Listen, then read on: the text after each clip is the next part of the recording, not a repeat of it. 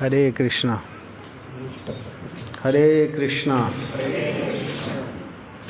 जय राधा माधव कुंज बिहारी जय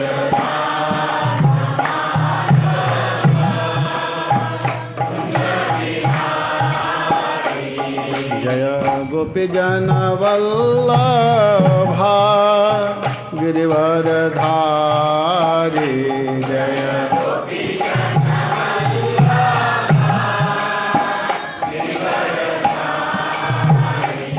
जय गोपी जन वल्लभा गिरिवरधारी जय गोपी जन वल्लभा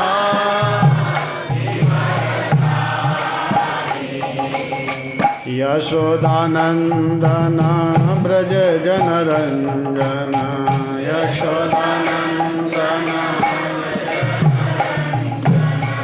यशोदानंदन ब्रज जनरंजन यशोदानंदन यमुना तीरा वनचारी यमुना तीरा यमुना तीरा वनचारी यमुना तीरा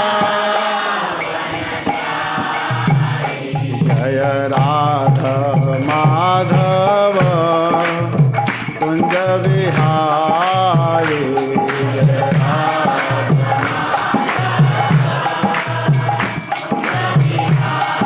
जय राधा माधव कुंज बिहारी जय राधा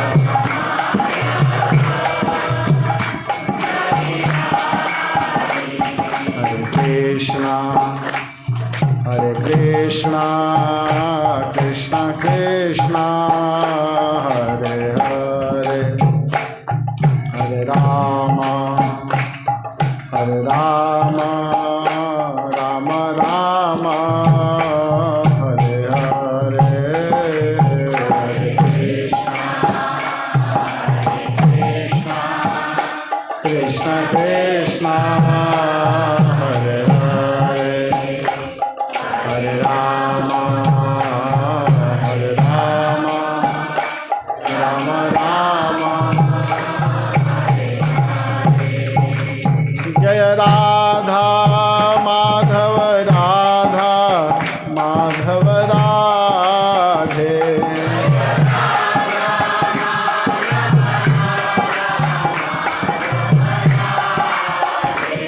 जय जय प्रभुपाद प्रभुपाद प्रभुपाद प्रभुपाद जय जय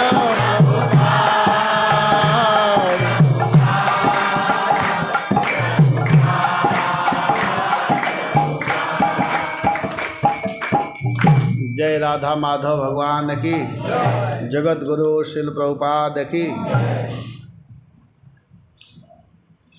नमोऽयं विष्णुपादाय कृष्णप्रेष्ठाय भूतले श्रीमते भक्तिवेदांत स्वामीति नामिने नमस्ते सारस्वती देवे गौरवाणी प्रचारिणे निर्विशेष शून्यवादी पाश्चात्य देशतारिणे वन्देऽहं श्रीगुरोः श्रीयुतपदकमलं श्रीगुरोन् वैष्णवांश्च श्रीरूपं साग्रजातं सहगण रघुनाथान्वितं तं सजीवं साद्वैतं सावधूतं परिजनसहितं कृष्णचैतन्यदेवं श्रीराधा कृष्णपादान् सहगण ललिता श्रीविशाखान्वितांश्च हे कृष्ण करुणा सिंधो दीनबंधो जगत्पते गोपेश गोपिका कांत राधा कांत नमस्तुते तप्त कांचन गौरांगी राधे वृंदावनेश्वरी वृषभानुसुते देवी प्रणमामि हरिप्रिये। वाञ्छाकल्पतरुर्भ्यश्च कृपा सिन्धुभ्येव च पतितानां पावनेभ्यो वैष्णवेभ्यो नमो नमः। जय श्री कृष्ण चैतन्य प्रभु नित्यानंद श्री अद्वैत गदाधर श्रीवासादि गौर। हरे कृष्णा कृष्णा कृष्णा हरे हरे, हरे राम राम राम हरे हरे। ओम नमो भगवते वासुदेवाय।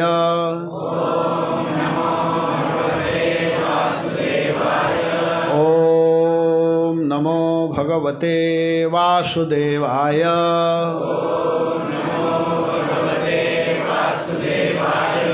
ओम नमो भगवते वासुदेवाय।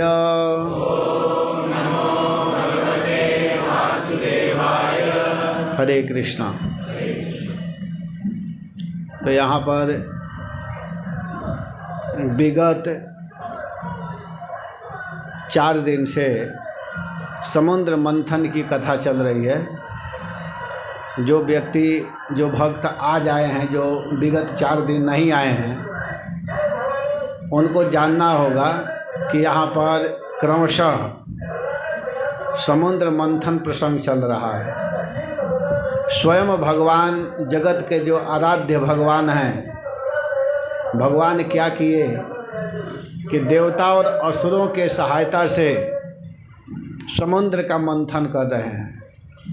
समुद्र क्यों मथ रहे हैं? क्योंकि उसमें से अमृत निकलेगा और अमृत का पान देवताओं को कराना है। देवता भगवान के प्रिय भक्त हैं और देवताओं की शक्ति असुरों के शक्ति से कम है।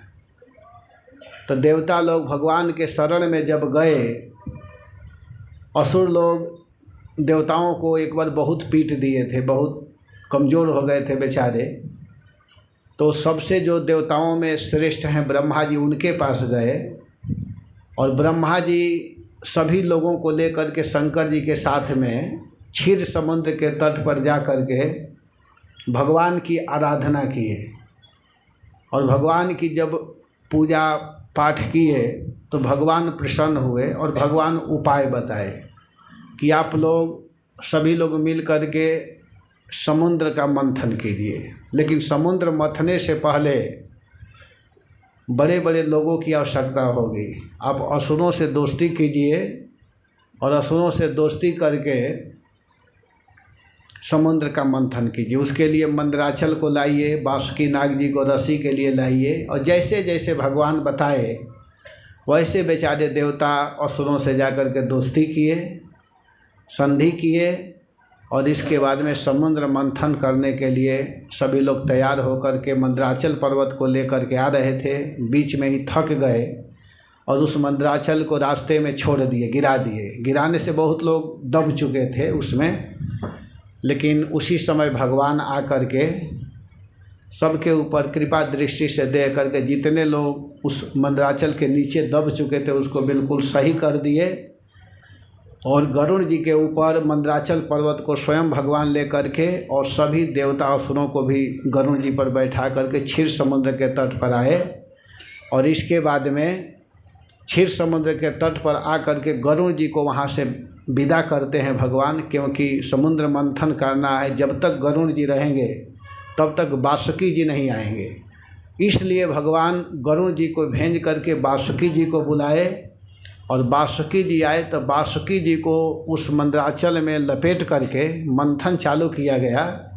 और जब मंथन चालू किए तो सबसे पहले उसमें से विष निकला और उस विष को पीने के लिए शंकर जी को बुलाया गया। और शंकर जी इतने कृपालु हैं, इतने दयालु हैं कि शंकर जी आकर के उस विष का पान किए। इसके बाद में उस समुद्र का मंथन किया गया तो उसमें से एक सुंदर गाय निकली। जिस गाय का नाम है कामधेनु, कामधेनु गाय, उस गाय को देवता लोग ऋषियों को दे दिए, जो महर्षि लोग थे, ऋषि लोग, उन लोगों को दिया गया। पुनः जब मंथन चालू हुआ तो उसमें से एक सुंदर घोड़ा निकला और उस घोड़े को बलि महाराज को दिया गया, जो असुरों के राजा हैं। इसके बाद पुनः मंथन चालू हुआ तो उसमें से एक सुंदर हाथी, ऐरावत हाथी निकला, जिससे इंद्र लिए। इसके बाद में पुनः मंथन चालू हुआ तो उसमें से एक सुंदर मणि निकला, जिसका नाम है कौस्तुभ मणि। उसे स्वयं जगताराध्य भगवान श्री हरि स्वीकार किए, भगवान उसको लिए, उस मणि को भगवान लिए। इसके बाद पुनः मंथन चालू हुआ तो उसमें से एक वृक्ष निकला, जिसका नाम है कल्प वृक्ष। असुरों की बारी थी, लेकिन असुर लोग जब नहीं लिए तो देवताओं को दिया गया। पुनः मंथन चालू हुआ तब उस समय बहुत सुंदर उसमें से अप्सराएं निकली, और जब अप्सराएं निकली तो उसको असुर लोग लेना चाह रहे थे, लेकिन भगवान कहे कि नहीं नहीं, बारी देवताओं की है, तो देवता लोग लिए। कितने रत्न हो गए? 7 रत्न। फिर मंथन चालू हुआ, और जब मंथन चालू हुआ तो समुद्र के लहरों, जो उर्मियाँ हैं लहरें, उसके ऊपर लक्ष्मी जी प्रकट होती हैं। और जब लक्ष्मी जी प्रकट हुई तो उस लक्ष्मी जी को भगवान स्वीकार की, क्योंकि लक्ष्मी जी भगवान के गले में ही माला को डाली, जिसकी कथा हम लोग शाम को सुन रहे थे। तो लक्ष्मी जी को भगवान स्वीकार कर लिए। देवता लोग तो बड़े प्रसन्न हैं, लक्ष्मी जी भगवान को स्वीकार की, और लक्ष्मी जी की पूजा करके देवता लोग भी खुश हैं। लेकिन जो असुर लोग हैं, असुर लोग दुखी हैं। भगवान जब लक्ष्मी जी को प्राप्त किए हैं तो उस समय इसका वर्णन रात्रि को हम लोग सुन रहे थे। देवता लोग बड़े सुंदर ढंग से भगवान की स्तुति किए हैं, और यहाँ पर भगवान ने उन दानवों की अपेक्षा किया था, उपेक्षा किए थे, और लक्ष्मी जी भी उपेक्षा की थी। तो वे दानव लोग लक्ष्मी जी के उपेक्षा के कारण वे लोग क्या हुए कि निर्बल हो गए। जब भगवान की कृपा दृष्टि अगर किसी के ऊपर पड़ती है, लक्ष्मी जी की पड़ती है, तो व्यक्ति बलवान हो जाता है, और जब कृपा दृष्टि जब हटा लेते हैं तो व्यक्ति कमज़ोर पड़ने लगता है। तो हम लोग को कोशिश करना चाहिए कि भगवान की कृपा दृष्टि हमेशा हमारे ऊपर रहे। और कृपा दृष्टि भगवान की कब होती है? जब हम भगवान के अनुसार, गुरु के अनुसार, वैष्णवों के अनुसार कार्य को करते हैं, तो भगवान निश्चित रूप से कृपा दृष्टि बनाए रखते हैं। तो भगवान की कृपा दृष्टि नहीं होने के कारण वे असुर लोग निर्बल हो गए, उद्योग से रहित हो गए, निर्लज्ज हो गए और लोभी हो गए, लोभी। इसके बाद में अब फिर मंथन चालू हुआ, और जब मंथन चालू हुआ तो कुछ देर तक मथानी को घुमाते रहे, मंदराचल पर्वत को। इसके बाद में उसमें से बारुणी देवी निकली। बारुणी का भी 2 रूप है, एक शराब आदि जो है उस रूप में, और एक स्त्री के रूप में आई बारुणी देवी। तो बारुणी देवी को देख करके असुर लोग फिर मचल गए लेने के लिए। तो भगवान इस बार कहे कि इस बारुणी को असुरों को ही देना चाहिए, क्योंकि ये बेचारों को बहुत देर से नंबर नहीं आ रहा है, और जानते भी हैं भगवान कि ये इन्हीं लोगों के लिए ठीक रहेगा। तो इसलिए बारुणी को असुरों को दे दिया गया। बारुणी को असुर लोग ले लिए। यहाँ पर बहुत सुंदर वर्णन कर रहे हैं कि भगवत अनुमति से, भगवान की जब अनुमति हुई तो उसे दैत्यों ने ले लिया। तदंतर फिर मंथन चालू होता है, और जब इस बार मंथन चालू हुआ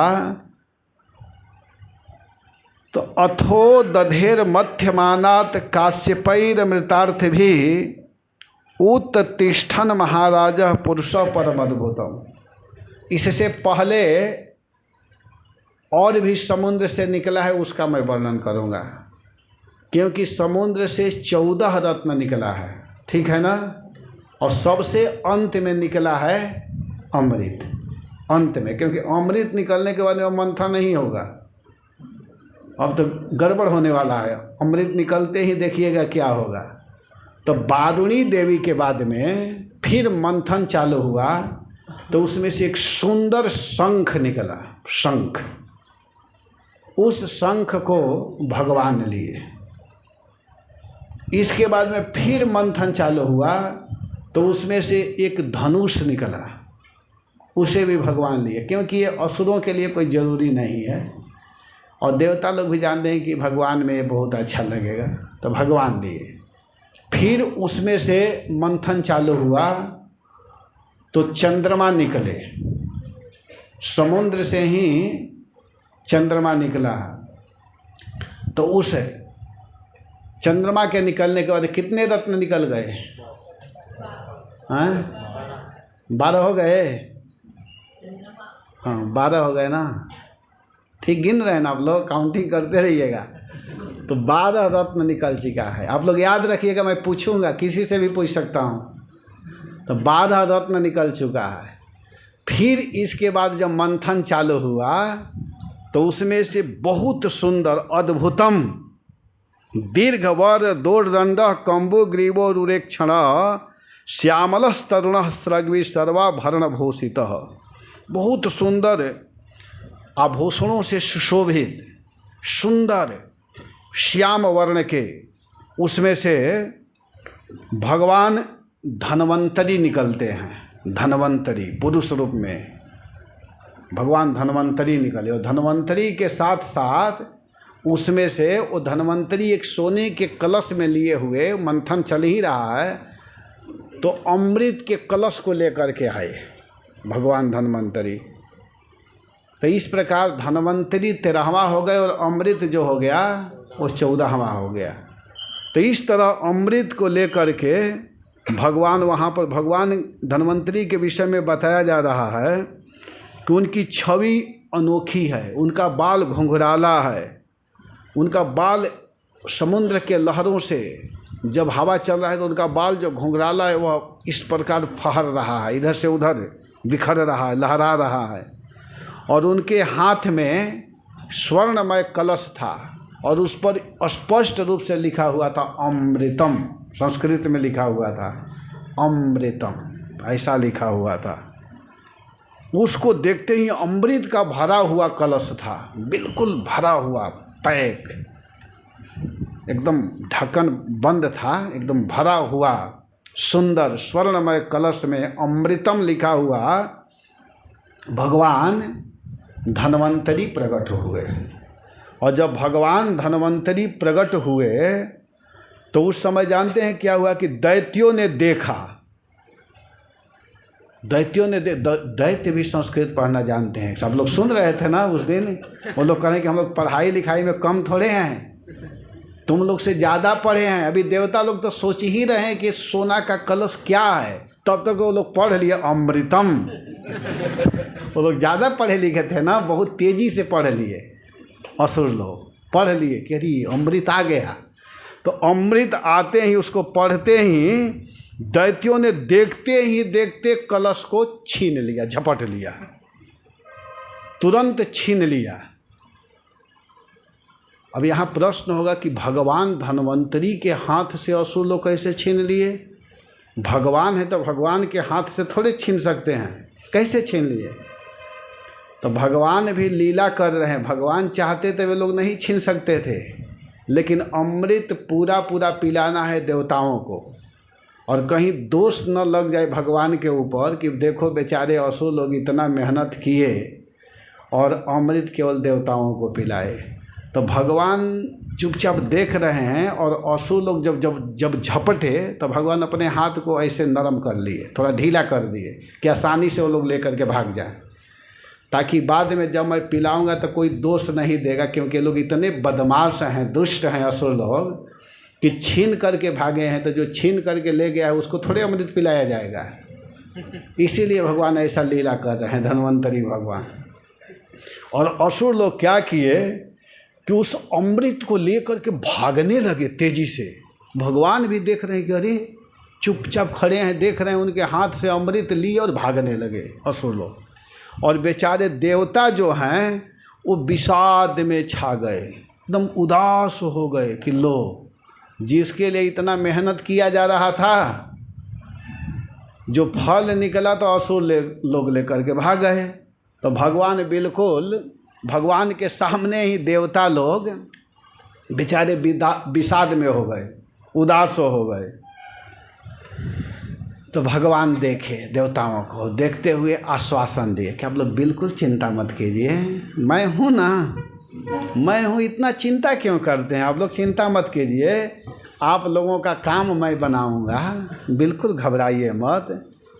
और उधर असुर लोग क्या किए कि उस अमृत को लेकर के गए और भाग करके आपस में जा करके, उस समय क्या करते हैं कि आपस में ले जा रहे हैं और ले जा करके लड़ रहे हैं कि मैं पहले पीऊँगा, मैं पहले पीऊँगा, तुम पहले नहीं पियोगे, तुम पहले नहीं पियोगे, एक दूसरे से लड़ रहे हैं। अहम पूर्वम, अहम पूर्वम, मैं पहले पीऊँगा। तो कहता है कि नहीं, तुम नहीं, मैं पीऊँगा। वहाँ बाप बेटा का कोई संबंध नहीं रहा।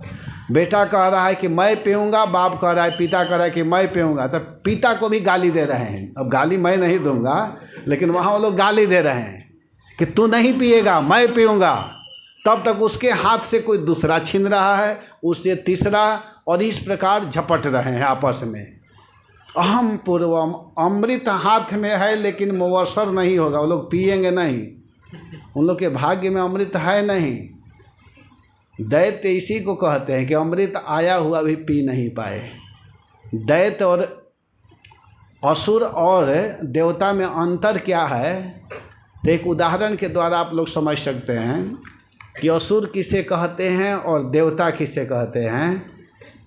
कि जो दूसरे को खिला करके प्रसन्न हो जाए उसे देवता कहते हैं, और जो स्वयं खा करके प्रसन्न हो या स्वयं क्या अपने भी न खा पाए उसको असुर कहते हैं।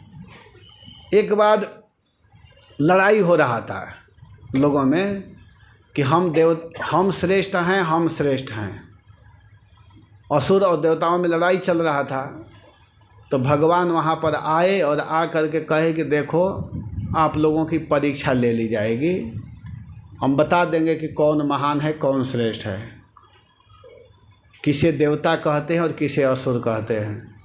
तो उसकी परीक्षा कैसे लिए कि सभी लोगों को खड़ा कर दिए और सबके सामने टेबल रख दिया गया, टेबल, और सभी लोगों के हाथ को लकड़ी एक ऐसा था कि उसमें ऐसे ऐसे करके बांध दिया गया, केवल इतना हिल सकता है, इससे ज़्यादा कुछ व्यवस्था नहीं था, इतना आप कर सकते हैं। तो दोनों हाथों को बांध दिया गया और सबके सामने थाली में लड्डू, कचौड़ी, पूड़ी, मिठाई सबके सामने रख दिया गया। तो जो असुर स्वभाव के लोग थे वो लोग क्या किए कि लड्डू को उठाते थे और ऐसे करके फेंकते थे अपने मुंह के तरफ, ऐसे। तो फेंकते थे तो मुख में तो आता नहीं था, पैर के नीचे जाता था, और ऐसे फेंकने में सारे कचौड़ी, मिठाई, लड्डू को बर्बाद कर दिए। और जो देव स्वभाव के थे वो लोग क्या कर रहे थे कि लड्डू को उठाते थे और सामने वाले देवता के मुख में डाल देते थे, उठा करके इनको खिला देते थे, वो उधर से इधर खिला देते थे, आपस में सभी लोग प्रेम से खा लिए।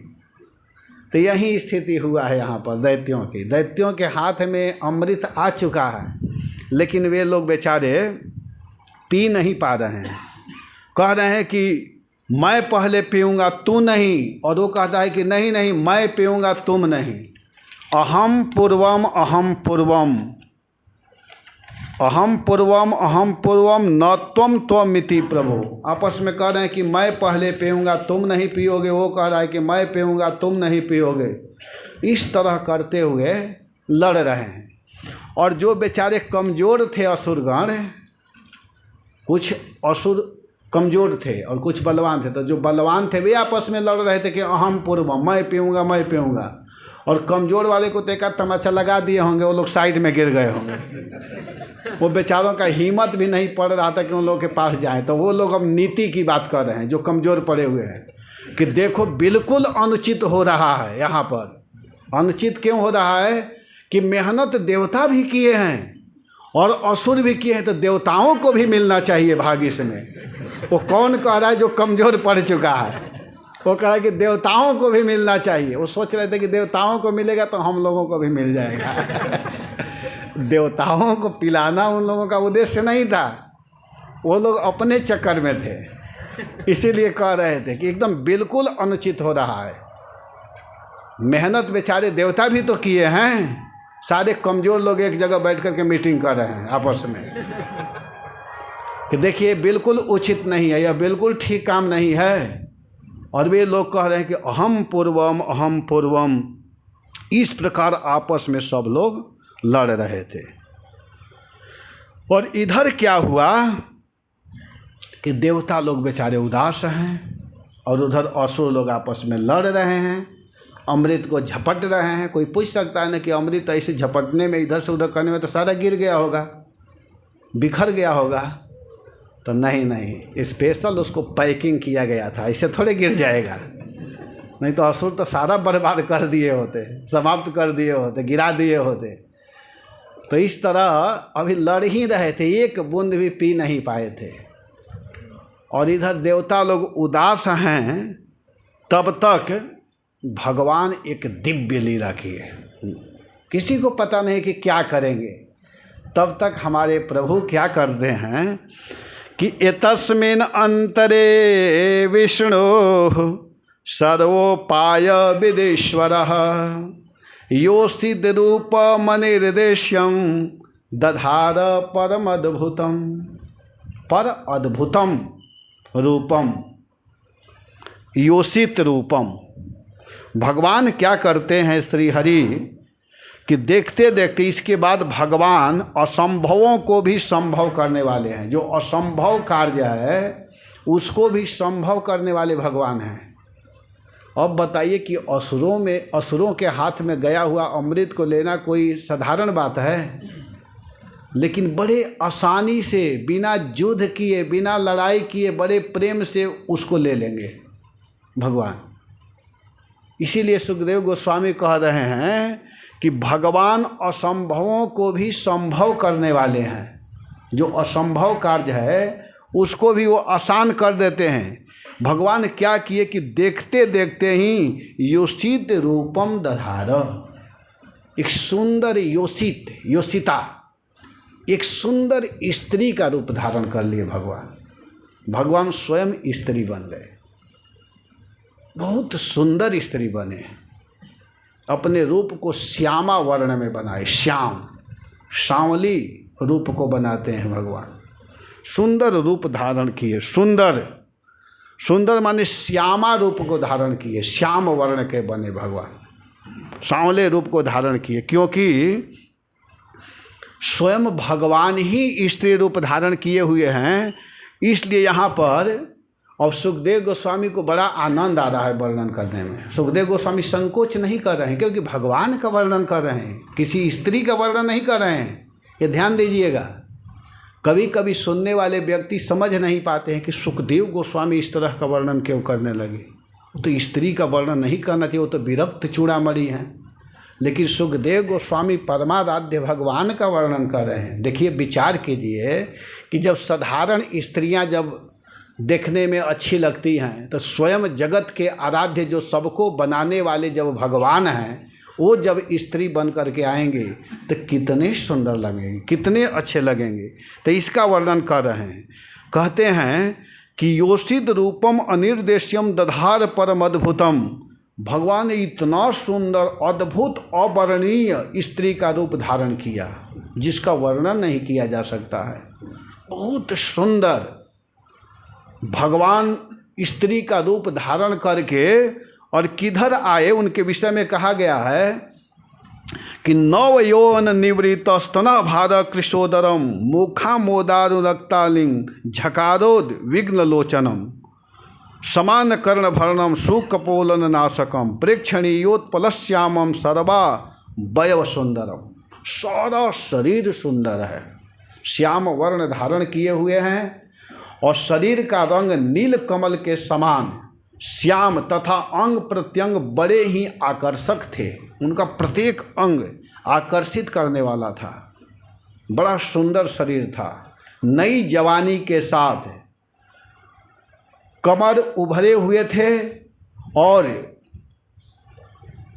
इसमें परस्पर सटे हुए गोल गोल स्तन थे और उनके भार से उनकी कमर पतली हो गई थी और शरीर से निकलते सुगंध के कारण उनके शरीर में जो सुगंध निकल रहा था, सुंदर माला धारण किए हुए थे, उसके कारण उनके आसपास में भंवरे गुणगान कर रहे थे, भंवरे वहाँ चल रहे थे और सुंदर आभूषणों से सुसज्जित होकर के वो सुशोभित लग रहे थे। अपनी सलज मुस्कान नाचती हुई तिरछी भौएं, उनकी जो भौएं हैं वो तिरछी है और चंचल हो रहे हैं और विलास भरी चितवन से भगवान मोहिनी रूप को धारण किए हुए थे। मोहिनी रूप धारण कर चुके हैं और किधर आ रहे हैं, जिधर असुर लोग आपस में लड़ रहे हैं। अहम पूर्वम, मैं पहले पीऊँगा, मैं पहले पीऊँगा। तब तक असुरों की दृष्टि उस मोहिनी रूप पर पड़ी। सुखदेव जी कहते हैं कि मोहिनी रूपधारी भगवान दैत्य सेनापतियों के चित्त में काम उद्दीपन करने लगे। जिधर वो लोग लड़ रहे थे आपस में, उधर से ही भगवान सुंदर मोहिनी के रूप धारण करके जब उधर आए और असुरों की दृष्टि पड़ी तो क्या कहते हैं कि अरे तुम लोग इस अमृत के फेरे में क्या पड़े हो, देखो देखो साक्षात महा अमृत आ रहा है, देखो तो सही। असुर लोग इसी को कहने सुखदेव गोस्वामी को उन लोगों के भीतर काम का उद्दीपन कर रहे हैं भगवान। और वे लोग अब इस अमृत के फेरे में नहीं हैं। दूसरा क्या कहता है कि अरे तू इसको लो, अरे उधर देखो उधर देखो, आपस में सब कहने लगे। और जब इस प्रकार कहते हुए उनके पास गए, सब्रीडस्मित विक्षिप्त भूप्रिलासवलोकनई दैत्यूथ पते चेतः काम उदीपयन मुहु। सुखदेव गोस्वामी कहते हैं कि हे महाराज, अपनी सलज मुस्कान नाचती हुई तिरछी भौएं और विलास भरी चितवन से मोहिनी रूपधारी भगवान दैत्य सेनापतियों के चित्त में बार बार काम का उद्दीपन कर रहे थे। तो वे लोग अब मोहिनी रूप को देख करके आकर्षित हो गए और वे लोग क्या करते हैं कि भगवान के मोहिनी रूप को देख करके ते अनन्योन्यतोषूरा पात्रम हरंत त्यक्त सौहृदा क्षिपंत्यो दस्यु धर्माणम आयांतिम ददृशो स्त्रियम। वे लोग जो आपस में लड़ रहे थे, असुरगण जो आपस में झगड़ा कर रहे थे, आपसी लाग डांट भूल करके उनके पास दौड़ आए। सभी लोग उस रूप के तरफ, मोहिनी के तरफ दौड़ आए और वे लोग पूछने लगे। देखिए, ऐसा वही व्यक्ति कर सकता है जो असुरत्व स्वभाव के है। वो एक स्त्री है, एक युवती है, तो उसके पास में जाने की क्या आवश्यकता है। वो अकेली है, एकांत में है, तो जो अच्छे लोग होते हैं वो ऐसे के पास में नहीं जाते हैं, बात नहीं करते हैं। लेकिन वे लोग क्या किए कि उसके पास गए और जा कर के सीधे बोलना चालू किए। कहते हैं कि अहो रूपम अहो धाम अहो अस्यानवम वयः इति ते ताम भी द्रुत्य पप्रक्षुर्जात हिक्षया। कहते हैं कि हे कमल नयनी, तुम कौन हो, कहाँ से आ रही हो। अरे वो कोई भी हो, कहीं से आ रही, इससे तुमको क्या मतलब है। लेकिन जा कर के कहते हैं कि अरे कमल नयनी, तुम कौन हो, कहाँ से आ रही हो, क्या चाहती हो। अरे सुंदरी, तुम किसकी कन्या हो, तुम किसकी कन्या हो। तुमको देख करके हमारे मन में खलबली मच गई है। लगता है कि अभी तुम्हें कोई स्पर्श तक नहीं किया है, कोई स्पर्श नहीं किया है, फिर मनुष्य कैसे छू पाते? अरे माननी, हमारे आपसी कलह का निपटारा कर दो। अपने आप कहने लगे कि हम में जो झगड़ा लड़ाई चल रहा है उसकी निपटारा तुम कर दो।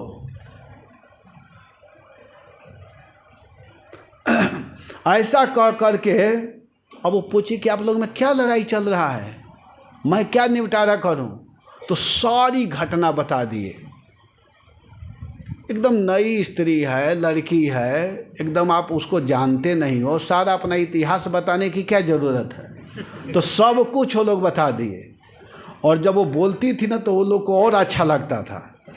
तब भगवान ने कहा कि आप लोग पहले ये बताइए कि कश्यप जी के पुत्र हैं। जब सारा परिचय दिए कि हम लोग कश्यप के संतान हैं, हम दैत्य हैं और ये देवता हैं, समुद्र का मंथन हो रहा था, ऐसे ऐसे हुआ, हम लोग अमृत लेकर के भाग आए हैं, लेकिन आप जैसे करोगे वैसे हम लोग तैयार हैं, आप निपटारा कर दो। तो एक शब्द बोली ना तो वो लोग को और अच्छा लगा, कहीं कहीं अब हम लोगों के बात में आ रही है। और इस प्रकार जब सारा बात बता दिए तब भगवान कहते हैं कि आप लोग कश्यप जी के संतान हैं, कश्यप जी के पुत्र हैं, और मैं एक स्त्री हूँ। अपने को कह रही हैं कि मैं एक कुलटा स्त्री हूँ।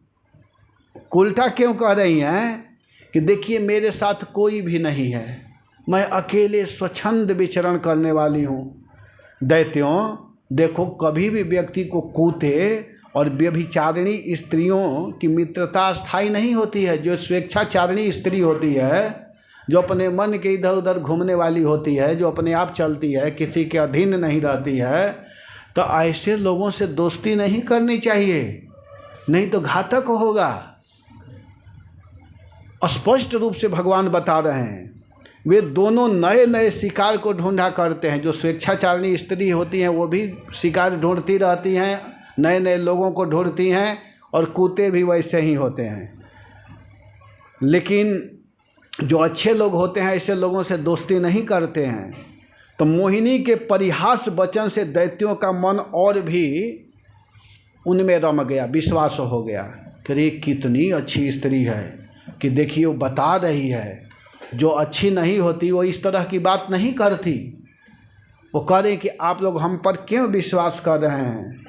लेकिन वे लोग कहे कि नहीं नहीं, हम लोगों को आप पर पूरा पूरा विश्वास है, आप सही न्याय करोगी। तो कहे कि आपको हम पर विश्वास है?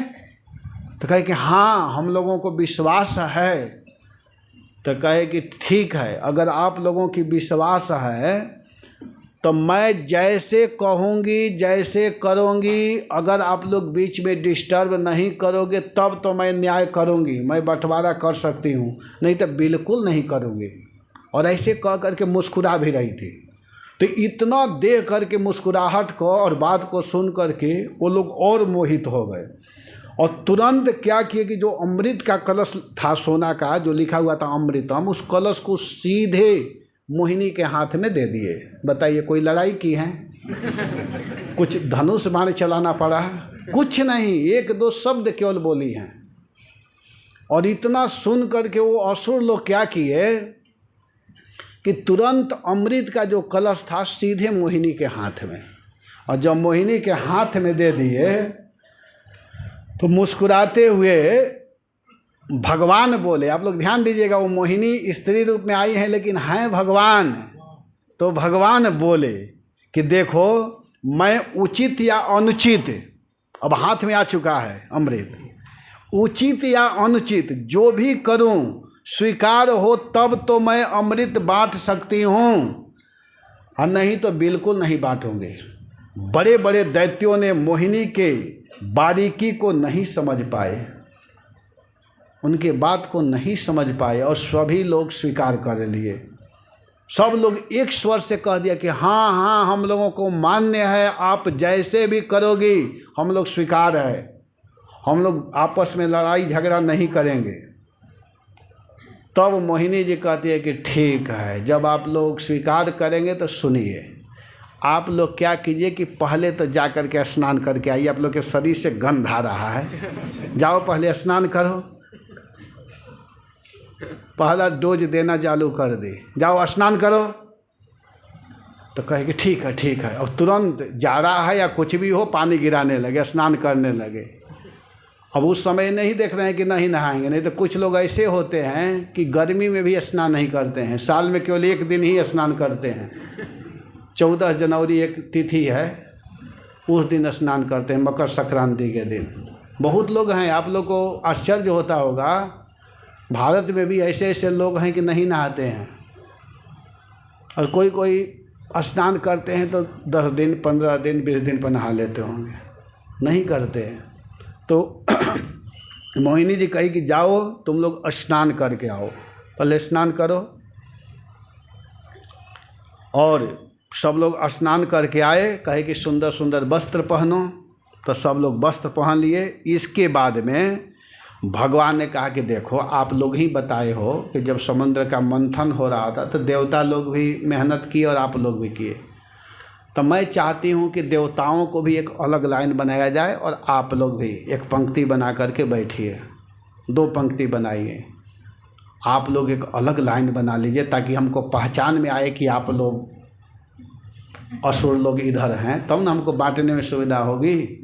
आप लोगों को प्रेम से मैं बांटूंगी, नहीं तो नहीं समझ पाऊंगी। अगर एक में आप लोग सब मिल जाएंगे तो असुर लोग कहे कितना प्रेम कर रही है हम लोगों से, देखिए कितना इसका प्रेम है, आसक्ति है हम लोगों के प्रति। तो ये लोग बेचारे क्या किए कि सब असुर कहे बैठ जाओ, देख नहीं रहे हो हम लोग से कितना प्रेम कर रही है। तो सब लोग अलग लाइन लगा करके बैठ गए और देवताओं को अलग। और देवता लोग भी नहीं समझ पाने कि स्त्री कौन आ गई एकाएक। भगवान नहीं बताए कि मैं मोहिनी बनने जा रहा हूँ, देवताओं से सब नहीं कहे थे। देवता लोग भी कुछ देर के लिए सोचने लगे, लेकिन कहे कि चलो है स्त्री अच्छी, हम लोगों को भी बांटने के लिए बात कर रही है, अच्छी है, इसका स्वभाव अच्छा है। देवता लोग अनुकूल भाव में ले रहे हैं।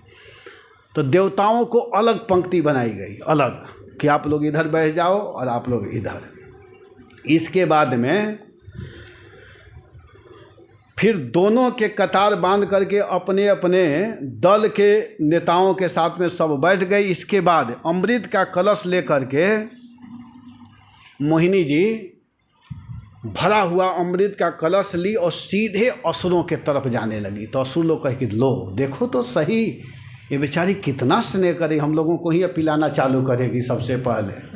लेकिन गई कही हेलो आप लोग ठीक हो, ऐसे करते हुए हाथ को फेरते हुए ठीक है, और ऐसे करते हुए सीधे देवताओं की तरफ आ गई। असुरों की तरफ हाथ ऐसे घुमाते हुए मुस्कुराते हुए, कभी बाल को इधर करती थी, कभी साड़ी को, कभी इधर, बस वो लोग उसी के देखने में परेशान थे। और तब घूमते हुए वो सीधे देवताओं की तरफ, और देवताओं की तरफ आई तब देवताओं को पिलाना चालू कर दी। कहीं कि अब हाथ लगाइए आप लोग, इशारा की। तब देवता लोग अपने अंजलि को लगाए और पिलाने लगे, और पिला रही है। देवता लोग बड़े आनंद से पी रहे हैं और मोहिनी जी असुरों के तरफ देख रही हैं, इशारा कर रही कि आप लोग घबराओ मत, जानते हो इसमें जो पतला है ना, ऊपर पतला होता है, वो देवताओं को पिला रही हूँ। जो नीचे काजू बादाम है ना, पिस्ता, वो तो स्पेशल आप लोगों के लिए रखी हूँ।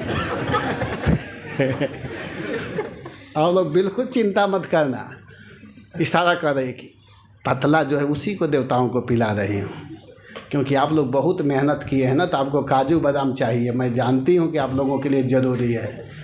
तो असुर लोग आपस में कहते हैं कि वास्तव में स्नेह कर रही है, देख नहीं रहे हैं हम लोग को काजू वाला अमृत पिलाएगी। और इस प्रकार करते हुए वो देवताओं को पिलाना प्रारंभ कर दी। देवता लोग बड़े आनंद के साथ, बड़े मस्ती में, खूब आनंद आ रहा है, भगवान के हाथ से अमृत पी रहे हैं। कोई साधारण व्यक्ति थोड़े पिला रहा है, स्वयं भगवान मोहिनी रूप धारण करके अपने भक्तों को आनंद से पिला रहे हैं। देखिए यहाँ पर शिक्षा है कि अगर हम लोग ईमानदारी से सेवा करेंगे तो भगवान निश्चित रूप से फल देते हैं और स्वयं अपने हाथों से देते हैं। लेकिन करना चाहिए। हरे कृष्णा कृष्णा कृष्णा हरे हरे, हरे राम राम राम हरे हरे। बेचारे देवता किसी भी अवस्था में भगवान को छोड़ नहीं रहे हैं। आप लोग देखें ना, बीच बीच में कितना डिस्टर्ब हो रहे थे, लेकिन उस अवस्था में भी अपने भक्ति को और भगवान के प्रति जो उन लोगों का स्नेह है, जो प्रेम है, जो निष्ठा है, उसको छोड़ नहीं रहे हैं। ये नहीं कि थोड़ा सा कोई दुख आ गया तो बस झोली माला कंठी को साइड में हटा दो, ऐसा नहीं होना चाहिए। हम लोग संसार में हैं, और संसार में है तो कभी सुख कभी दुख लगा रहेगा। ये संसार का धर्म है। हम लोग का शरीर पंच भौतिक 5 चीज़ से बना हुआ है, 5 तत्व से बना हुआ है। तो शरीर का धर्म है। संसार में आए हैं तो कष्ट आएगा, कभी दुख आएगा, कभी सुख आएगा। तो इससे नहीं घबराना चाहिए कि अरे भगवान का हम भजन कर रहे हैं तो हमको कष्ट क्यों मिल रहा है। ऐसा नहीं होना चाहिए। भक्तों के ऊपर भी कष्ट आता है, भक्तों के घर में भी कोई शरीर छोड़ देता है, किसी को हानि हो जाती है, तो ये नहीं सोचना चाहिए कि अरे इतना बड़ा कष्ट आ रहा है, मैं भजन करता हूँ, कैसा भगवान है जिनका नाम लेता हूँ फिर भी हमारे घर में बुखार, तबीयत खराब, कभी घाटा, हानि, लाभ, ये सब नहीं सोचना चाहिए। अपने कार्य में लगे रहना चाहिए, घबराना नहीं चाहिए। और जब नहीं घबराएंगे तो भगवान निश्चित रूप से आपके साथ में हैं, आपका साथ देंगे, छोड़ेंगे नहीं भगवान। भगवान बहुत बड़े दयालु हैं। भगवान से बड़ा दयालु कोई हो ही नहीं सकता है। इसका प्रमाण है भागवतम में। उद्धव जी ने स्पष्ट रूप से कहा है, भागवत के 3 स्कंद के 2 अध्याय के 23 नंबर के श्लोक में उद्धव जी ने कहा है। उद्धव जी बोले हैं कि अहो बकीयम स्तनकालकोटम जिघांसया पाययदप्यसाध्वी लेभे गतिम धातृचितां ततोन्यं कमवा दयालुं शरणं व्रजेमा, कमवा दयालुं शरणं व्रजेमा। करें कि ओहो आश्चर्य है, जिस भगवान को मारने के लिए पुतना आई थी और उसको भगवान माँ के गति दे दिए, माँ के गति दे दिए, धात्री माँ का स्थान दे दिए, तो भगवान से बड़ा दयालु कौन हो सकता है। इसीलिए कह रहे हैं कि अगर कोई प्रेम से भगवान का नाम लेगा, स्नेह से लेगा, तो क्या भगवान उसका हेल्प नहीं करेंगे। जब पुतना मारने के लिए आई थी उसको भगवान माता के गति दे दिए, तो किम श्रद्धया, किम पुनः श्रद्धया भक्त्या गोविंद परमात्मनि, अगर कोई श्रद्धा के साथ में भगवान कृष्ण के पवित्र नाम का उच्चारण करेगा, हरे कृष्णा कृष्णा कृष्णा हरे हरे, हरे राम राम हरे हरे। जो प्रेम के साथ में भगवान के नाम को गाएगा, प्रेम के साथ में भगवान के कथा को सुनेगा, तो क्या ऐसे भक्तों को भगवान सहायता नहीं करेंगे?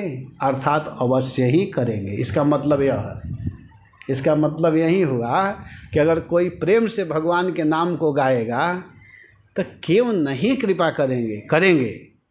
देख रहे हैं ना, देवता लोगों के लिए स्पेशल भगवान स्त्री का रूप धारण कर लिए, थोड़ा भी संकोच नहीं किए, मोहिनी रूप धारण कर लिए।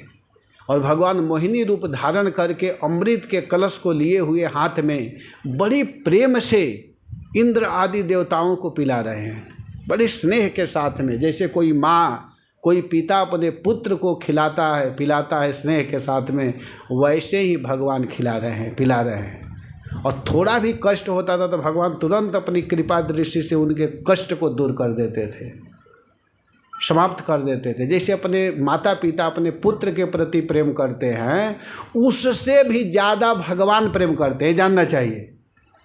इसलिए उदाहरण माता पिता का दे दिया जाता है कि अब उससे ज़्यादा कोई प्रेम करने वाला होता नहीं है। लेकिन माता पिता भी भगवान जैसा प्रेम नहीं कर पाते हैं। भगवान जितना प्रेम करते हैं उतना माता पिता भी नहीं कर सकते हैं। इसीलिए भगवान को ही माता कहा गया है, भगवान को ही पिता कहा गया है। त्वमेव माता च पिता त्वमेव, त्वमेव बंधु च सखा त्वमेव, त्वमेव विद्या द्रविड़म त्वमेव, त्वमेव सर्वम मम देव देव। भगवान ही वास्तविक माता हैं, भगवान ही वास्तविक पिता हैं, भगवान ही वास्तविक गुरु देव बंधु धन विद्या सब कुछ भगवान हैं। और ऐसे भगवान के शरण में अगर कोई रहेगा तो उसको कैसे दिक्कत हो सकता है? बिल्कुल नहीं होगा। लेकिन इस पर विश्वास करना चाहिए। विश्वासों ही फलदायकम, विश्वास के साथ में भक्ति करनी चाहिए। ये नहीं सोचना चाहिए कि ऐसे ही हम लोग 1-2 घंटा से प्रवचन झाड़ रहे हैं, बस ये केवल बस यहाँ के लिए है और यहाँ से बाहर जाते ही ये काम करने वाला नहीं है। इसको अस्थाई बैठा लेना चाहिए। इस कान से सुन रहे हैं तो इसी कान में रहने देना चाहिए, इस कौन में ही रहने देना चाहिए। इधर उधर नहीं जाना चाहिए, जहाँ तहाँ की प्रवचन नहीं सुनना चाहिए, नहीं तो काम नहीं करेगा।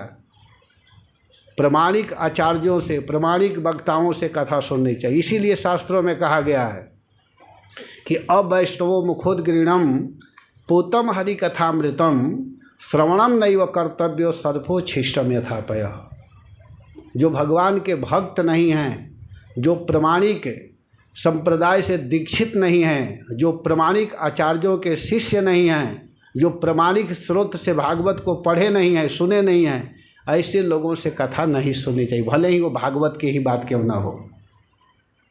जो भगवान का भक्त नहीं है उसके मुख से कथा नहीं सुननी चाहिए, नहीं तो हानि पहुंचा देगी। कहेगा कैसे कथा हानि पहुंचाने वाली होती है? तो हाँ, इसलिए हानि पहुंचा देगी कि गाय का दूध को अमृत कहा गया है। जो देसी गाय होती हैं उसके दूध को अमृत कहा गया है। लेकिन उस गाय के दूध को कोई विषैला सर्प मुंह लगा दे, अगर उस दूध को कोई पिएगा तो क्या होगा? वो मृत्यु को प्राप्त हो जाएगा। वैसे ही कुछ लोग ऐसे लोग हैं कि कथा तो करते हैं लेकिन कब कौन सी बात इसमें भीतर घुसा देंगे और वही दिमाग में बैठ जाएगा कि उस वक्ता से मैंने कथा सुना था। उसका आचरण पहले देखना चाहिए कि वो क्या करता है। मंच पर आता है तो क्या है, घर पर आता है तो क्या है, किस रूप में है। जब तक शुद्ध वैष्णव के मुख से नहीं सुनेंगे तो बहुत हानिकारक हो जाता है। तो इसीलिए प्रामाणिक स्रोत से सुनना चाहिए और विश्वास के साथ में भक्ति करनी चाहिए। मैं इस बात पर बता रहा हूँ कि भगवान का जो भजन है बिल्कुल सत्य है, इसको असत्य नहीं समझना चाहिए। क्योंकि जहाँ तहाँ सब जगह इसको सत्य सत्य कहा गया है। सुखदेव गोस्वामी ने अपना अनुभव बताया है, नारद जी ने अपना अनुभव बताया है, व्यास देव जी ने अपना अनुभव बताया है, श्रीधर स्वामी ने अपना अनुभव बताया है, शंकर जी ने अपना अनुभव बताया है। पार्वती जी से शंकर जी ने कहा है कि उमा कहूँ मैं अनुभव अपना, सत हरि भजन जगत सब सपना। अगर सत्य कोई वस्तु है तो है भगवान की भक्ति, भगवान का नाम। भगवान ही सत्य हैं और ऐसे सत्य स्वरूप के आश्रय में रहेंगे तो निश्चित रूप से कल्याण होगा। तो यहाँ पर भगवान अपने भक्तों को, उन देवताओं को बड़े आनंद के साथ में अमृत का पान कराने लगे। सब लोग बैठे हुए हैं और हुआ क्या कि भगवान क्या किए कि देवताओं को अमृत का पान कराने लगे। देवता लोग जब अमृत पी रहे थे और कलश से भगवान अमृत ऐसे गिरा रहे थे सभी देवताओं को, तो जो अमृत पहले ऐसे हो रहा था वो धीरे धीरे पिलाते पिलाते पिलाते पिलाते पिलाते अब ऐसा होने लगा। अब समाप्त होने की स्थिति में हो गया। देवता लोग लगभग पी चुके थे। तो असुरों में से एक असुर था जिसका नाम था राहु, राहु नाम का असुर। तो वो देखा कि अरे गड़बड़ हो रहा है। गड़बड़ क्या हो रहा है? और लोग तो बेचारे चुप हैं। कोई कोई कहता था कि अरे कलश उल्टा होने लगा। असुर आपस में बात कर रहे हैं, ये उल्टा हो रहा है। तो कोई कोई अरे छोड़ो अमृत, अमृत के फेरे में मत पड़ो, नहीं तो ये अमृत नहीं प्राप्त हो पाएगी। आप लोग समझ नहीं रहे हो। कोई कोई डांटता था, रोक देता था, कोई कोई खड़ा होना चाहते थे तब तक पकड़ लेते थे, कहते थे ना कितना सुंदर से बात कर रही है, नाराज हो जाएगी तो चली जाएगी, बात भी नहीं करेगी। तुम लोग समझ नहीं रहे, बना बना काम बिगाड़ोगे क्या? बिल्कुल कुछ नहीं बोलना है। तो जो कमज़ोर थे उसको पकड़ लेते थे, तो बेचारा कुछ बोलता नहीं था, डर के मारे चुप रहता था। उसी समय राहु नाम का जो असुर था वो देखा कि ये तो काम गड़बड़ हो रहा है, तो वो क्या किया कि धीरे से वहाँ से उठा और अपने रूप को बदल लिया। असुर था, वो रूप बदलना जानता था, और रूप बदल करके जहाँ सूर्य और चंद्रमा दोनों देवता बैठे हुए थे, उन्हीं दोनों के बीच में जा कर के बैठ गया। सूर्य और चंद्रमा के बीच में जा कर के राहु बैठ गया। और जब राहु बैठा, उसी समय अमृत का बूंद थोड़ा सा ऐसे गिराते, भगवान तो सब समझ रहे हैं, लीला करना है भगवान को, और जब ही ऐसे गिराते हैं थोड़ा सा गया है बूंद, और तब तक सूर्य और चंद्रमा भगवान के तरफ इशारा किए, प्रभु। भगवान देख रहे हैं, मुस्कुरा रहे हैं। सूर्य चंद्रमा क्या कहना चाहते हैं कि प्रभु ये देवता नहीं है, देवता के वेश में यह असुर है। क्योंकि सूर्य चंद्रमा देखे कि अरे हम लोगों के जाति वाला ये लग नहीं रहा है, वेश तो बना लिया है लेकिन इसका हाव भाव क्रिया विपरीत दिखाई दे रहा है। कोई वेश बदल करके आ जाते हैं, लेकिन पता चल जाता है कि वो अपने सजातीय नहीं है, कुछ न कुछ उटपटांग काम कर ही देता है। आया होगा तो थोड़ा धक्का दे दिया होगा चंद्रमा को, तो हट साइड में हमको बैठने दे, या सूर्य को इधर कर दिया होगा। तो लोग समझ गए कि अरे ऐसा तो देवता कर ही नहीं सकता है। देवता लोग तो क्या करते हैं कि अपने जगह को छोड़ करके दूसरे को बैठाते हैं, है कि नहीं। देवता लोग क्या करते हैं, जो संत होते हैं, जो साधु होते हैं, जो देवता होते हैं, अगर कोई व्यक्ति आता है तो खड़े होकर बैठिए, स्थान दे देते हैं। और जो असुर लोग होते हैं वो बैठे रहते हैं, महात्मा आ जाए चाहे कोई आ जाए, सीट पर से हटते नहीं हैं। अब ट्रेन में बैठ गए, बस में, तो अब समझ जाते हैं कि हमारा ही सीट है, नहीं हटते हैं। कोई भी माता आ जाए, कोई लड़की बेचारी आ जाए, कष्ट में हो, कोई मतलब नहीं, हमारा सीट है, बस उसी को अपना मान लेते हैं। जो साधु होते हैं अपने सीट को भी दे, बैठो ठीक है, देख लेते हैं कि उसको कष्ट हो रहा है तो आ जाओ बैठो, माता जी बैठिए। या कोई वृद्ध व्यक्ति आते हैं, ठीक बैठ जाइए। इसको साधु कहते हैं, इसको देवता कहते हैं। ये सब समझना चाहिए। हम लोग अपने आप समझ सकते हैं कि हम कितने साधु स्वभाव ग्रहण किए हैं और कितने असुर स्वभाव को ग्रहण किए हैं। इसको हम लोग समझ सकते हैं, जान सकते हैं। तो सूर्य चंद्रमा के बीच में जब वो आकर के बैठा और उसके व्यवहार क्रिया को जब सूर्य चंद्रमा ने देखा तो तुरंत समझ गया कि अरे ये तो देवता नहीं है, ये तो कोई असुर आ गया।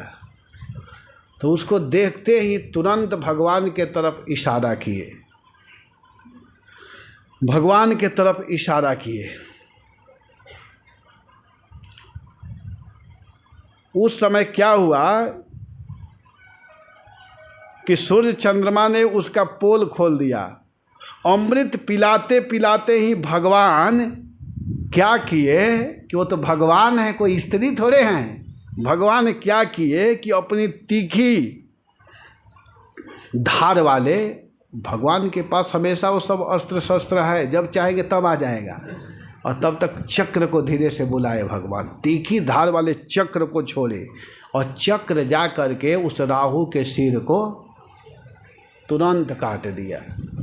और काट दिया तो एक धड़ अलग हो गया और मुख अलग हो गया। वही दो कहलाए, राहु और केतु, राहु और केतु। लेकिन वो अमृत पी लिया था, इसीलिए उसको देवताओं में भाग दिया जाता है। जो 9 ग्रह होते हैं ना, ब्रह्मा मुरारी त्रिपुरांतकारी भानु शशि भूमि सुतो बुधश्च गुरुश्च शुक्रः शनि राहु केतवः सर्वे ग्रहा शांतिकर भवन्तु।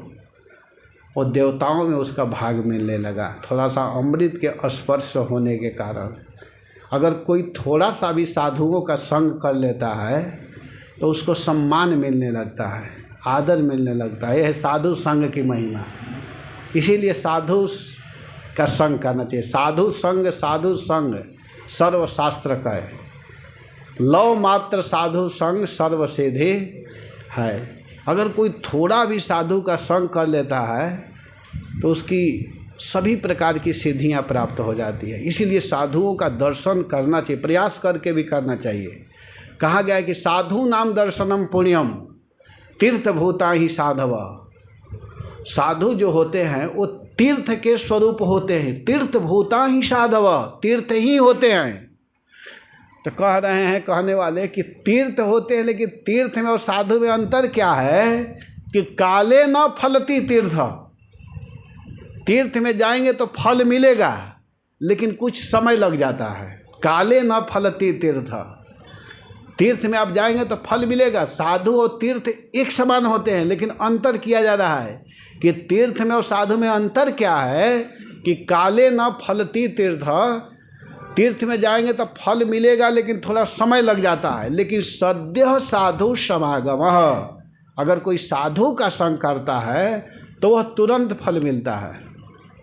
साधु संग तीर्थ से भी श्रेष्ठ करके है। बताने का कहने का अर्थ यहाँ पर यह है कि अगर चुनाव करना हो कि आप तीर्थ में जाएंगे कि साधु के संग में बैठेंगे, तो साधु के संग तीर्थ से भी बढ़ करके है। क्योंकि तीर्थ में जाएंगे तो फल मिलेगा, लेकिन 2 महीना 4 महीना 1 साल 2 साल लग सकता है फल मिलने में। लेकिन साधु का संग करेंगे तो सद्यः, सद्य माने तुरंत, सद्यः साधु समागम, सद्य ही, सद्य माने जल्दी, जल्दी ही साधु समागम से आपको फल मिल जाता है, फल की प्राप्ति हो जाती है। तो इसलिए साधु संग करने का प्रयास करना चाहिए। साधु संग का यह महिमा है। तो भगवान ने क्या किया कि तुरंत चक्र से उसके सिर को काट डाला और अमृत संसर्ग से सिर क्या हुआ कि अमर हो गया और धड़ नीचे गिर गया।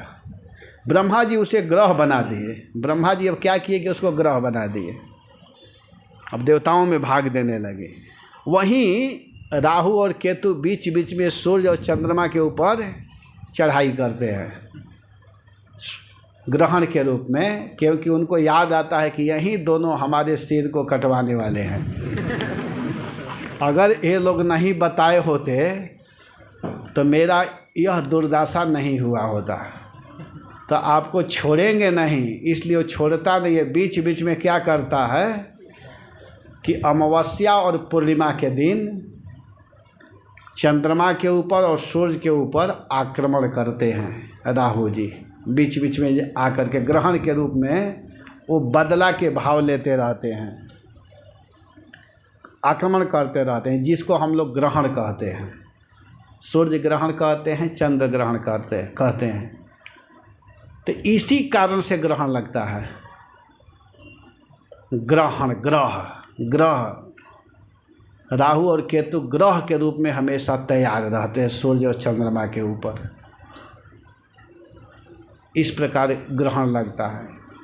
लेकिन जो भगवान के भक्ति करता है, भगवान का सेवा करेगा, तो वो ग्रहण से भी मुक्त हो जाता है। भगवान उसको मुक्त कर देते हैं। उसके ऊपर सारा ग्रह, अगर कोई ग्रह विपरीत भी हो और जो भजन करते हैं तो ग्रह भी अनुकूल हो जाते हैं भक्ति से।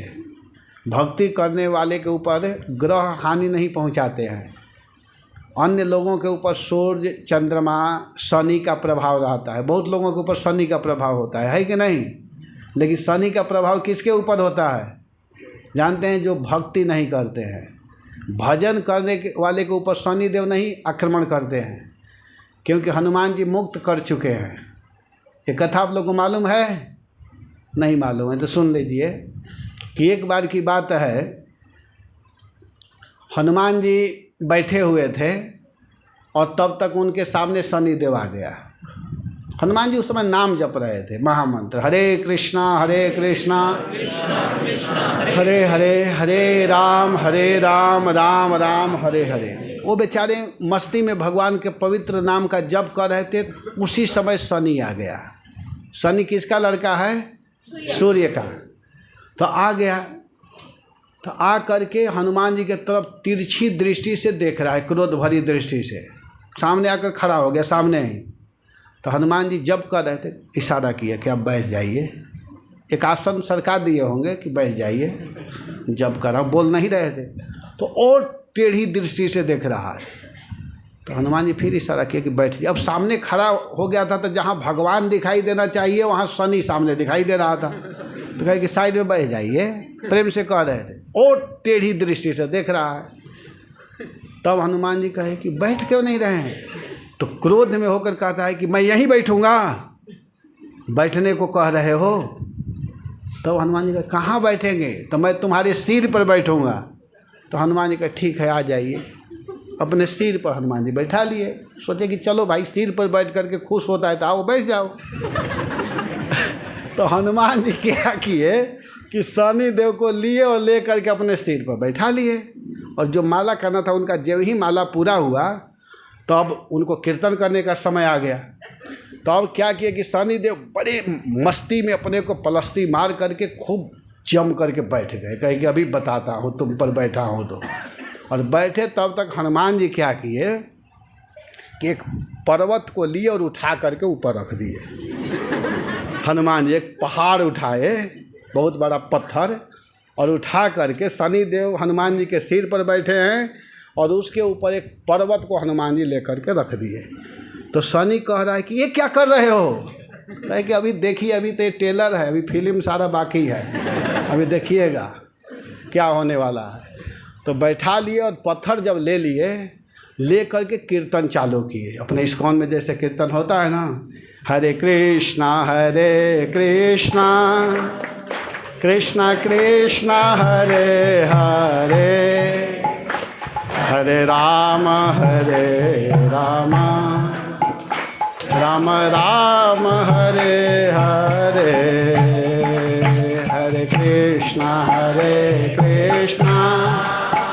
कृष्णा कृष्णा हरे हरे, राम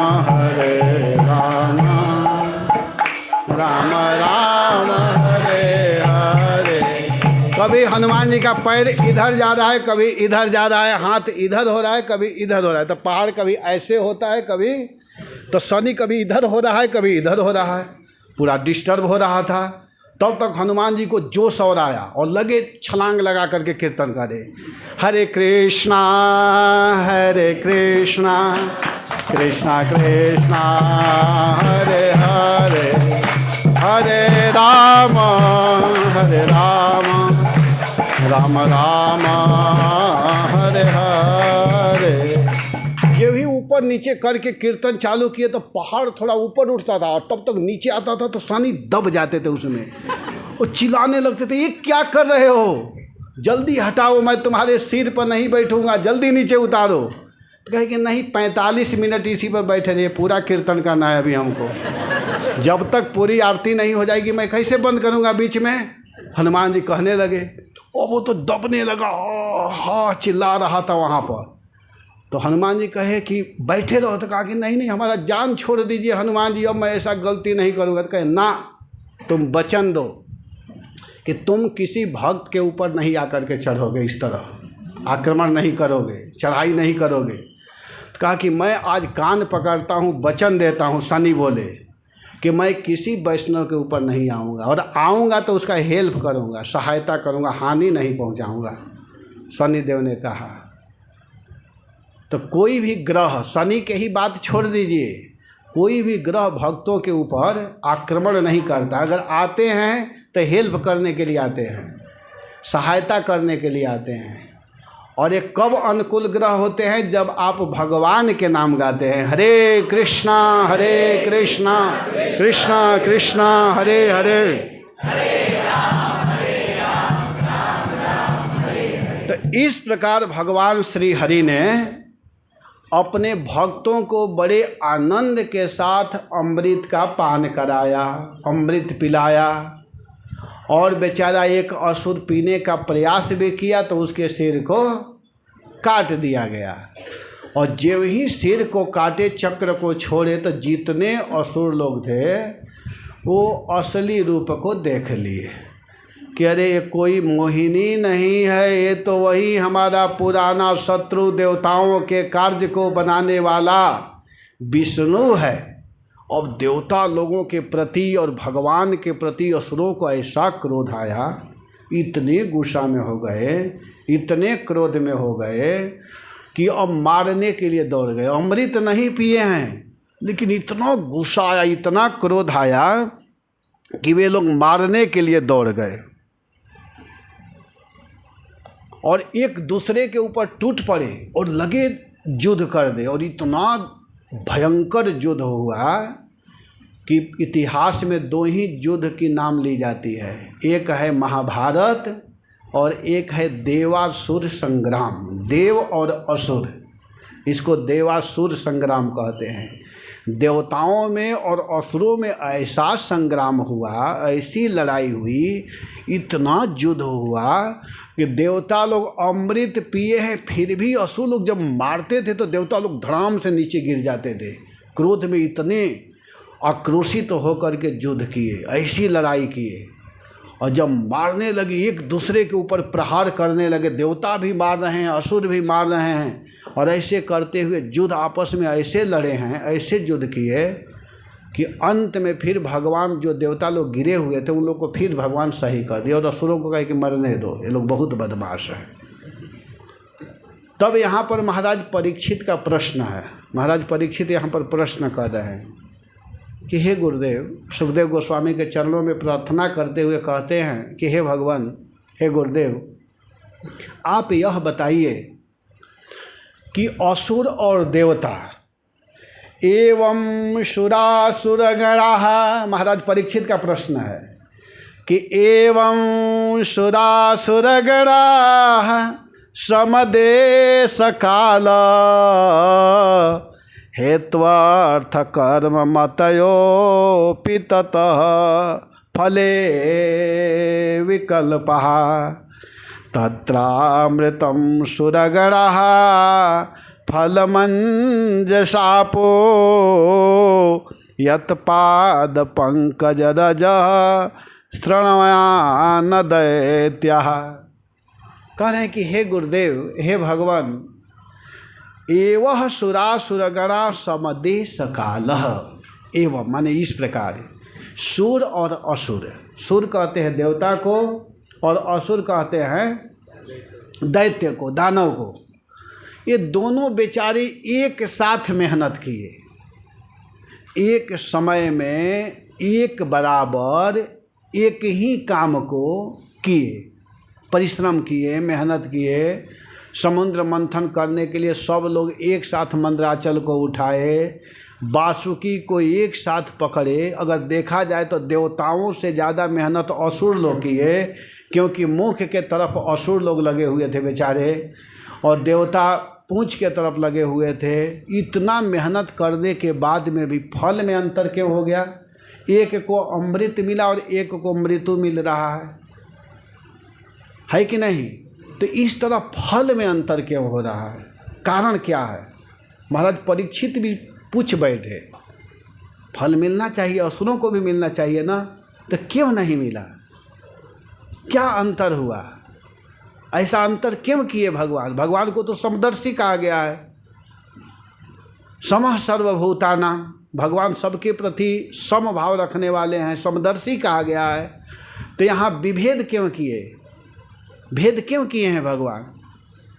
तब सुखदेव गोस्वामी कहते हैं कि हे राजन, देवताओं में असुरों में अंतर यह है कि देवता लोग यत पाद पंकज रजः श्रवयान, जो देवता लोग हैं कोई भी कार्य करते हैं तो भगवान के चरणों को ध्यान देते हुए करते हैं, भगवान के निर्देशानुसार ही करते हैं। कोई भी कुछ भी करना होता है तो भगवान से आदेश लेते हैं और प्रभु कृपा से करते हैं।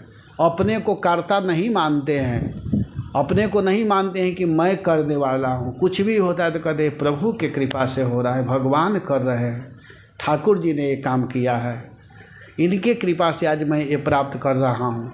लेकिन असुर भगवान को नहीं मानते हैं, कुछ भी करते हैं तो ये मानते हैं कि मैंने किया, मैं ये किया हूँ। जैसे आजकल लोग हैं ना, कुछ भी हो जाता है, अरे मैंने देखा, मैंने ये किया था, ये हुआ, मैंने में लगे रहते हैं। मैंने किया, मैं ये किया हूँ, ये मेरा है।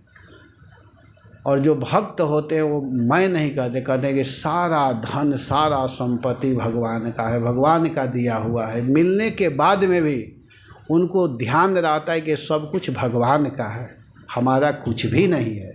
क्योंकि जिस दिन जन्म लेते हैं उस दिन जाकर देख लीजिए, अपने जन्म को याद नहीं है तो आजकल भी लोग जन्म लेते हैं ना, जाकर देखना चाहिए।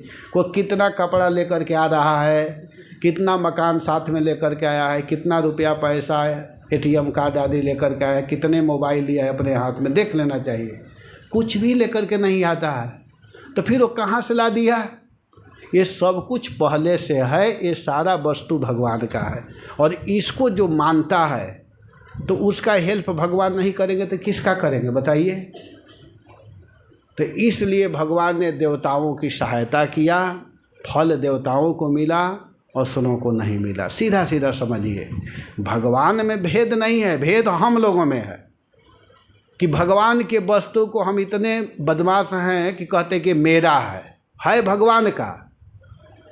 अगर कोई कह दे कि हवा लाओ तो हवा ला नहीं सकते हैं, हवा देने वाले भगवान हैं, सूर्य को देने वाले भगवान हैं, चंद्रमा को देने वाले भगवान हैं, आग को देने वाले भगवान हैं, पानी को देने वाले भगवान हैं। देखिए यहाँ पानी का कीमत आप लोग को समझ में आता होगा। जल ही जीवन है, वास्तव में जल ही जीवन है। पानी सूख जा रहा है, अभी तो पानी नीचे है, मिल जा रहा है। अगर वास्तव में पानी सूख जाए तो कहाँ से पानी लाएंगे बताइए? ज़मीन में पानी है और उस पानी को हम लोग खोद करके निकालते। एक दिन ऐसा आएगा ना कि पानी बिना लोग मर जाएंगे। जो पानी बर्बाद कर रहे हैं ना, इसलिए पानी को बर्बाद नहीं करना चाहिए, हवा को भी बर्बाद नहीं करना चाहिए। जितना ज़रूरत है उतना ही पंखा चलाना चाहिए, जितना आवश्यकता है उतने ही आग को जलाना चाहिए, क्योंकि सारी संपत्ति भगवान की है। और अच्छे व्यक्ति का पहचान यह होता है कि भगवान के वस्तु को बिल्कुल सुरक्षित रखें, जब ज़रूरत हो जितना उतना ही का प्रयोग करें। अगर पंखा की आवश्यकता नहीं तो बंद रखना चाहिए। ये नहीं कि गर्मी नहीं है फिर भी पंखा को चलाते रहो, ऐसा नहीं करना चाहिए।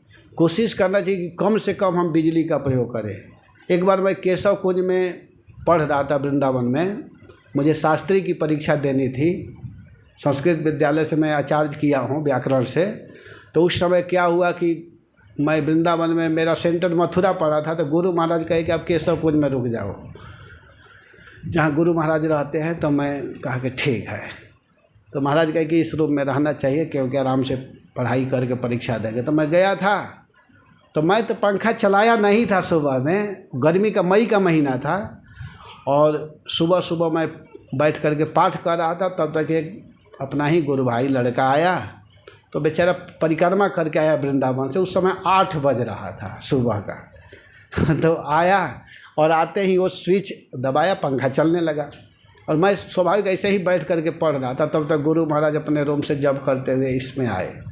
तो आए तो स्विच को पहले बंद किए और इसके बाद मुस्कुराते हुए कहे कि सुबह सुबह 9 बजे तक पंखा नहीं चलानी चाहिए। सुबह में ऐसे ही ठंडा वातावरण रहता है। तो मैं कहा ठीक है महाराज। मैं ये नहीं कहा कि ये चालू किया है, मैं कहा ठीक है महाराज, जो कि बच्चा चालू किया था। मैं कहा ठीक है। तो एक एक चीज़ शिक्षात्मक है। जब सुबह में ज़रूरत नहीं है हवा की तो क्यों पंखा चला रहे हैं? जब बहुत ज़रूरी है तब पंखा चलाइए, क्योंकि ये संपत्ति भगवान की है। ये नहीं कि आज आप पैसा कमा लिए तो अरे बिल मैं दे दूंगा, कोई टेंशन नहीं है। आप कहाँ से दोगे? तुम्हारा पैसा ही नहीं है। आप उसको मत मानो कि आपका पैसा है, आपका पैसा नहीं है, ये कृष्ण का पैसा है। उसको सही जगह में प्रयोग करना चाहिए। अगर कोई धन को मंदिर बनाने में देता है, ऐसे साधु सेवा में देता है, तो वो धन सार्थक माना जाता है। भगवान खुश होते हैं कि मेरे धन को सही जगह में यह व्यक्ति लगा रहा है। और उस धन को फालतू चीज़ों में खर्च कर दो। कुछ लोग लाखों लाख रुपया विवाह शादी में उल्टा सीधा खर्च करते हैं बिना मतलब के, जो कि माना किया गया है। धन को कहाँ खर्च करना है, कहाँ नहीं करना है, शास्त्र में बताया गया है।